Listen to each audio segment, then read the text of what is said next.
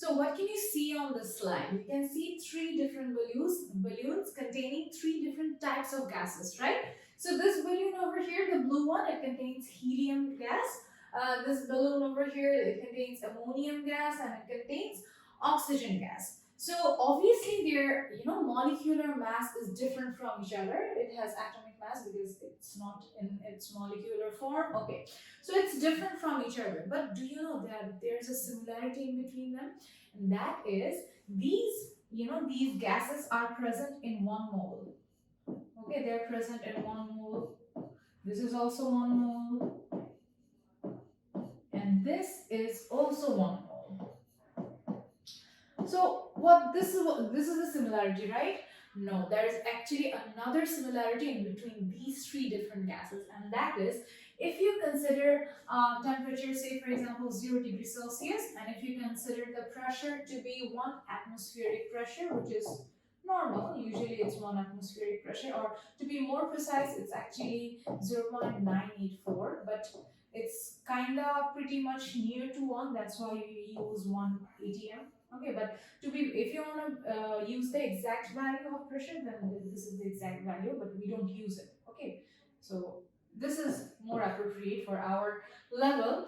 Okay, so in 0 degree Celsius temperature and 1 atmospheric pressure, then all of these 1 mole of different gases will have the same volume. Now, what is volume? Volume is the area that these gas molecules consume. See, this is the volume. See, all these balloons, they have the exact shape. Not it's not like it's bigger than this one or it's bigger than this one. No, it's not like that. All of these balloons are present in their same shape, which actually indicates that their volume is equal, which means they are representing the equal volume. Okay, so this is what I have been this is what I am going to explain to you, and that is volume of gas. And the volume of 1 mole of gas remains constant for different types of gas at 1 atmospheric pressure and 0 degrees Celsius temperature. And this measurement, by the way, 0 degrees Celsius, if you measure something in 0 degrees Celsius temperature and 1 atmospheric pressure, then that is called standard temperature and pressure. And you can say, or you can express it with STP. If some math includes this word STP, which means standard temperature and pressure, and the standard temperature is 0 degrees Celsius temperature and the standard pressure is 1 atmospheric pressure. Okay, so see, this is the similarity in between these three different types of gases, despite of them having entirely different characteristics, despite of them having entirely different types of elements. Okay, even their molecular mass or atomic mass, whichever you consider, it's entirely different from each other. But the similarity is each of them are present in their 1 mole, and each of them are consuming, or they're actually giving you, or they're actually consuming basically same volume, and that is 22.4 liter. Okay, so this is something we should keep in our minds, that at STP, which is standard temperature and pressure, and which is 0 degrees Celsius temperature and 1 atmospheric pressure, 1 mole of every gas, any type of gas, would have this volume, which is 22.4 liters. Okay, if we have understood this concept, let's see the definition. And the definition says this. Okay, the volume that 1 mole of gaseous substance. Okay, the definition just says what I have just told you.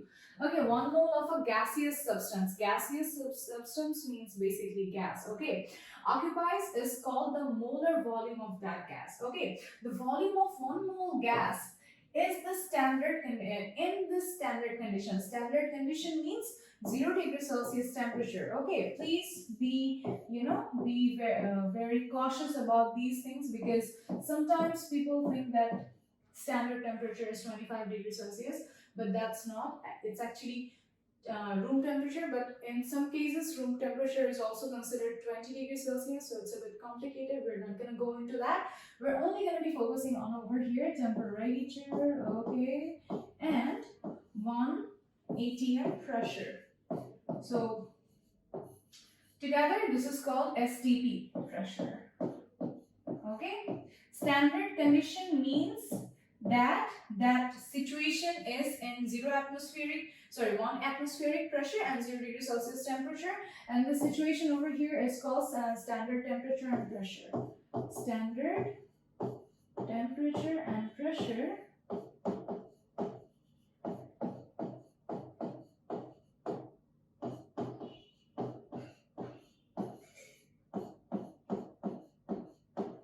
Pressure. In short, we can call it STP. Okay, in short, we can call it STP.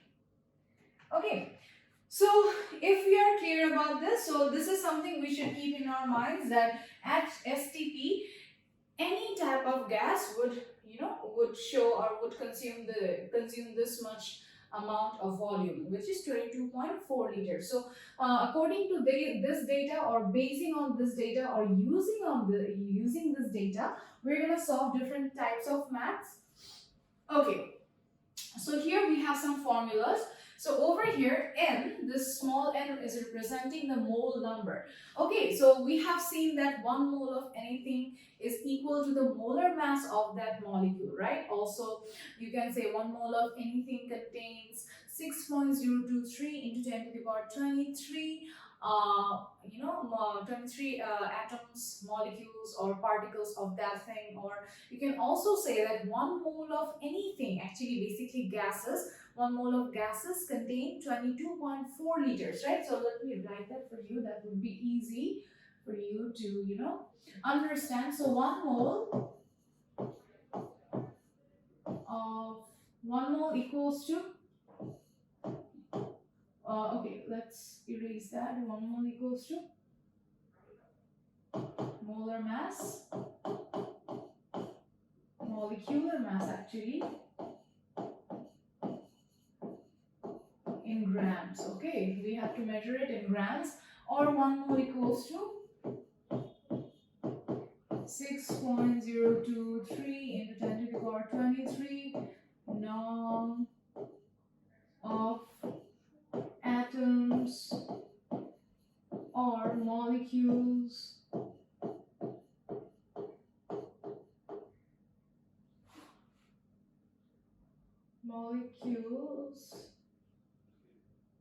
okay, I'll not be able to write the molecule part over here, so I'll be erasing it and writing it, beneath it. Molecules or particles, or literally anything, like, right? Because we have done the maths, so I think you understood that what I'm trying to say over here. Okay, and 1 mole of a gas basically represents the volume of the gas will be 22.4 liter, right? Okay. So basing on these informations, we can actually find out that whether, we can actually find out the mole number. Say for example, we know that 1 mole of any gas would consume 22.4 liter of, volume, right? Its volume would be 22.4 liter. Now, if I ask you that, what is the volume for 5 liter of that gas? Or if I ask you what is the volume of 10 liter of that gas, what's, how you're going to answer it, or what would be the procedure to solve that. So in order to solve these types of situations, we have come up, actually not we have, scientists have come up with new, with some methods or formulas, and these are the formulas. So over here, these are the formulas. Okay, so n over here represents the mole number. Okay, the number of mole. It's not necessary that in every case it's going to be 1 mole. It can be 2 mole, it can be 3 mole, it can be 4 mole, it can be fractions as well. It can be 0.5, 0.2, 0.8, it can be anything. There is no, obviously it cannot be a negative number. Okay, so please be sure on that. Okay, then we have n again, n again. Okay, this n is for, measuring in grams. Say for example, we know that 1 mole of H2SO4, H2SO4 means sulfuric acid. Okay, H2SO4 equals to how many grams? We know this, 98 grams, right? So basically 98 grams of sulfuric acid is equal to 1 mole, right? And if I ask you how many moles, or calculate the mole for 10 grams of sulfuric acid, then what would be, what would be your answer? Okay, so in order to do that type of, maths, we have this formula. Okay, this W over here, it is the mass in grams. Okay, mass in grams. And this M over here is the molecular mass. Okay, molecular mass is something we need to, actually figure out or find out by with the help of the atomic masses, and that we need to actually memorize because there's no other way of doing that or figuring that out. Okay, okay. So yeah, if I ask you how many moles are present in 10 grams of sulfuric acid, then what you're going to do is then the value of W would be W equals to 10, and the value of M would be 98. Okay, so are we getting this idea that how we can use these formulas? Okay, let's focus on the second one. Okay, we know that 1 mole of anything, any gas, 1 mole of any gas, and the volume would be 22.4 liter, right? So let's take a gas, say for example 1 mole of carbon dioxide. It's a very well-known gas and very dangerous as well, and we wouldn't want our environment to be filled with carbon dioxide. Okay, okay. The volume of 1 mole of carbon dioxide, obviously at standard temperature and pressure. By the way, let me make this very clear to you that all these things are measured under STP. Okay, if it's not under STP, then these values might fluctuate, and that's something that's off topic, but we have to make sure that this is happening at STP, which is standard temperature and pressure, and you can also call it standard condition. Okay, 1 mole of carbon dioxide, the volume of it would be 22.4 liter, right? Okay, now we know that 1 mole of carbon dioxide is consuming 22.4 liters. But if I ask you that, what about 0.5 mole? Or you can also say, vice versa, like 22.4 liter of carbon dioxide is basically 1 mole. Now, if I ask you how many moles is 5 liters of carbon dioxide, or if I ask you how many moles is 3 liters of carbon dioxide, how can you answer that? The answer is pretty simple by using this formula, which is N equals to V by 22.4, which is V over here is representing the amount of volume we are talking about. Say for example, I want to measure the mole for 3 liters of carbon dioxide. How many mole, how much mole is present, or what is the mole for 3 liters of carbon dioxide. Then the procedure would be 3 divided by 22.4, and we can get the answer. I'm not going to write the answer. We'll be doing several maths actually.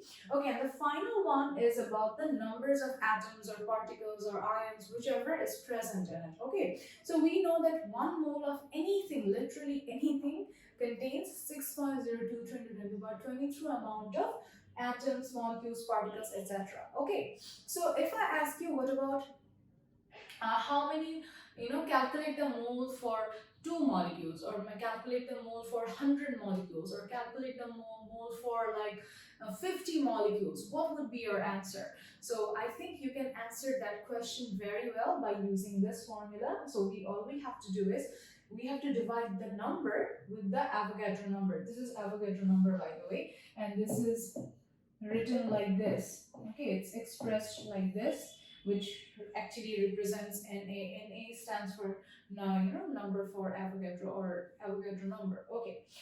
Okay, so I think we're pretty much clear about these formulas. Now let's see the application of these formulas